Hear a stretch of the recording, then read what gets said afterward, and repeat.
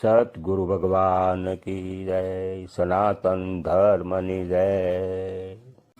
હરિમય જ્યારે જગત જાણ્યું રે ત્યારે પરપંચથી રહેવું દૂર। હવે પરપંચ એટલે શું? પરપંચના બે અર્થ થાય છે, એક સંસાર અને બીજો સળ કપટ। એટલે જ પરપંચથી દૂર રહેવાનું સૂચન કરે છે। અને જગત જ્યારે હરિમય જણાય ત્યારે સંસારિકતામાં રાસવાનું શું અર્થ હોય? પણ આ ગંગા સતી આ જગતનો ત્યાગ કરવાનું નથી કહેતા।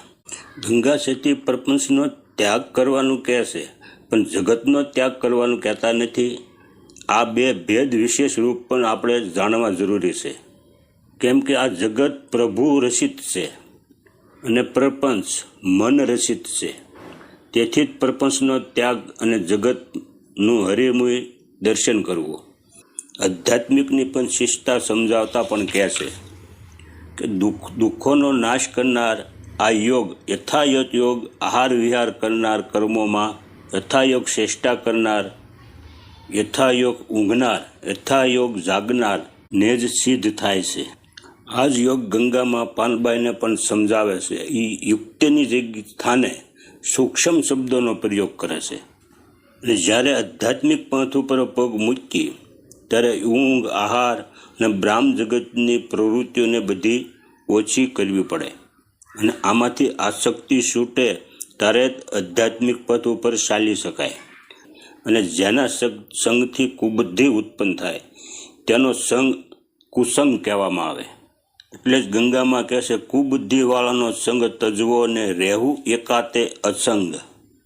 અને ઇન્દ્રિયોનો ભોગ એ નિમ્ન પ્રકારનો રસ છે અને આધ્યાત્મિક એ ઉચ્ચ કોટીનો રસ છે અને આનંદ કહેવાય। જ્યાં સુધી આપણી ઇન્દ્રિયો નિમ્ન કોટના રસની અંદર રસ્યું પસ્યું રહે ત્યાં સુધી ઉદ્ધવગતિ કરી ન શકે।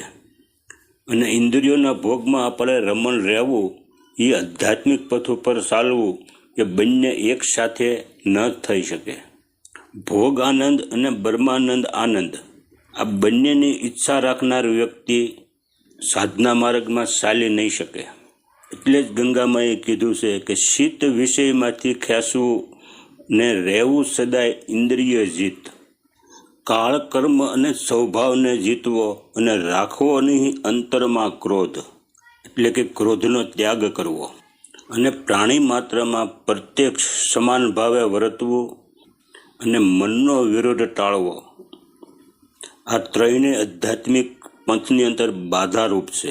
એટલે જ ગંગા સતી આને ત્યાગ કરવાનું કહે છે। સતગુરુ ભગવાન કી જય, સનાતન ધર્મની જય।